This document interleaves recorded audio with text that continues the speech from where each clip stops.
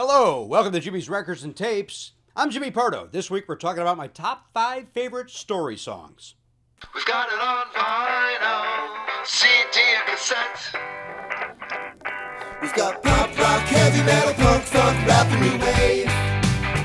All sales are final, but you'll never regret all the music you get at Jimmy's Records and Tapes. I'm loving music again.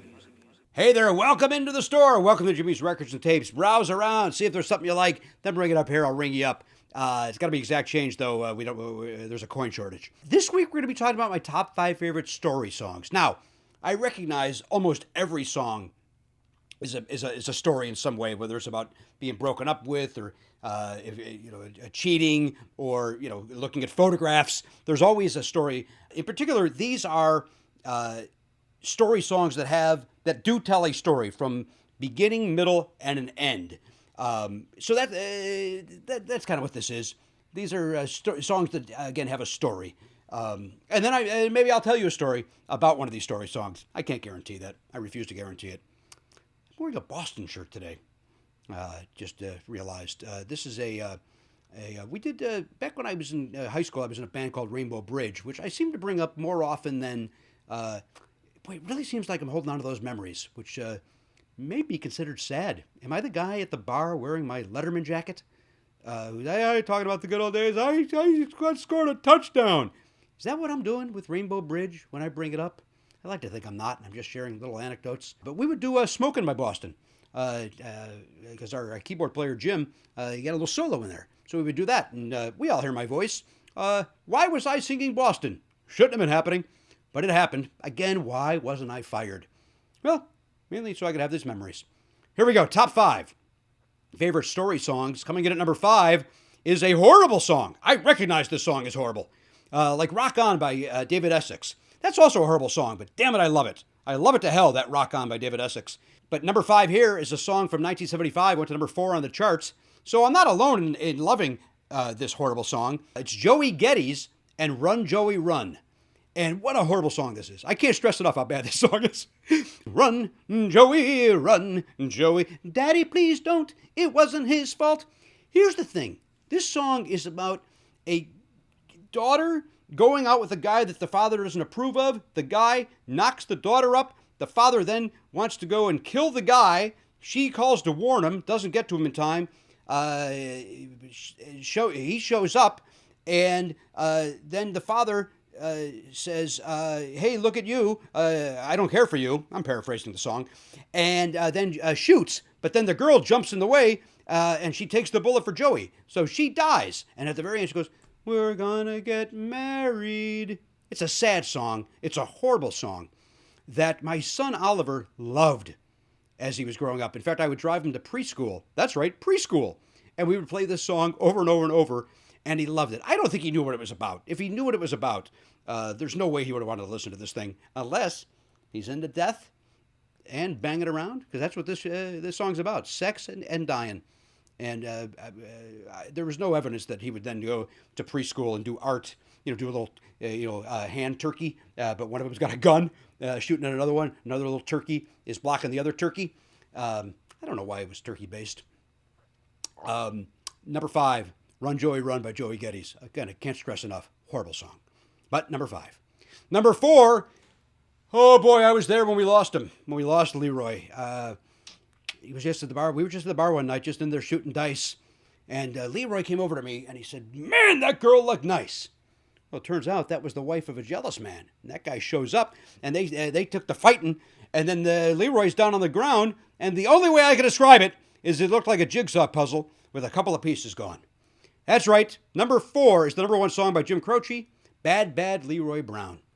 A song that I used to sing in grade school because you would say the baddest man of the whole damn town. And the teacher would go, hey, you can't say that. I go, I'm just singing the song, man.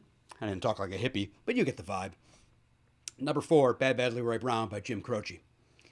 Number 3, I'm as surprised as you are that this one makes it. It's a number 1 song from Vicki Lawrence called The Night the Lights Went Out in Georgia.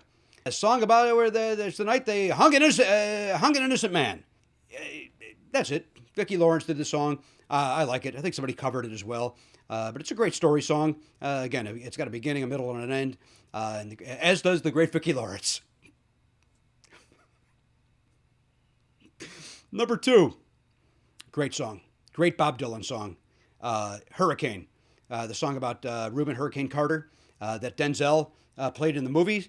But this song is, it's epic. It's long, and it's wonderful, and it's Dylan at his best as far as I'm concerned. Hurricane by Bob Dylan is number 2. And number 1 is, now this one's going to bring, I'll go to fisticuffs on this one. People maintain this song is horrible. A lot of people go, that's the worst song I've ever heard. But I defend it. My buddy Bean loves it. I love it. I know a lot of people that love it, but man, I'm not going to deny if there were scales on do you love it or hate this, I think the scales would be on hate and love in this order because boy, do people hate this song, but I love it. I'm talking about The Wreck of the Edmund Fitzgerald by Gordon Lightfoot. It went to number 2 on the charts, so apparently enough people liked it to get it to number 2, but not enough liked it to get it to number 1. It's about, of course, the sinking of the bulk carrier, the SS Edmund Fitzgerald on Lake Superior, November 10th of 1975, and I believe the song started in 75 and may still be playing. Number 1, Wreck of the Edmund Fitzgerald by Gordon Lightfoot.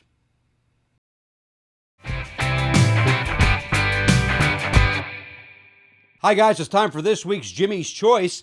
Again, that's where you tweet at me, at Jimmy Pardo, and make me decide between 2 different artists. Who will it be? Who will Jimmy choose? Who will stay? And who will have to go to bed without any dinner?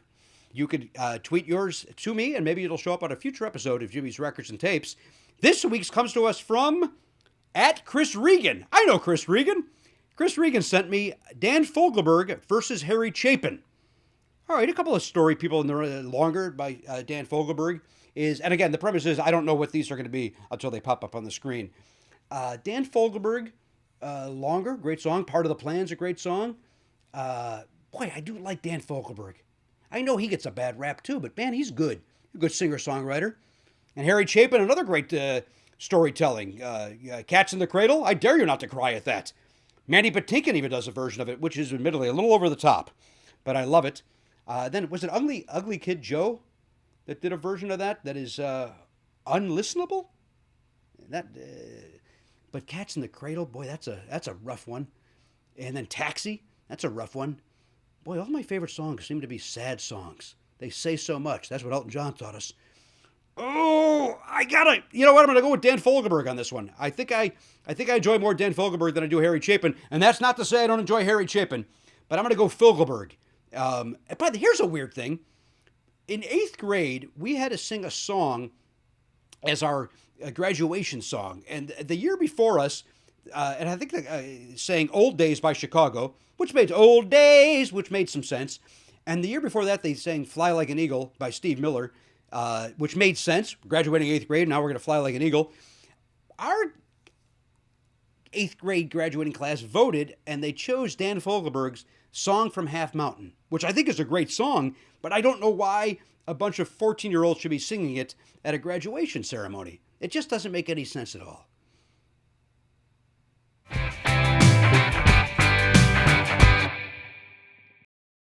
Thank you so much for joining me on this week's Jimmy's Records and Tapes. If you liked it, please click the like button. Spread the word. Tell your friends about it. Your vinyl-loving buddies. Let them know what I'm talking about over here.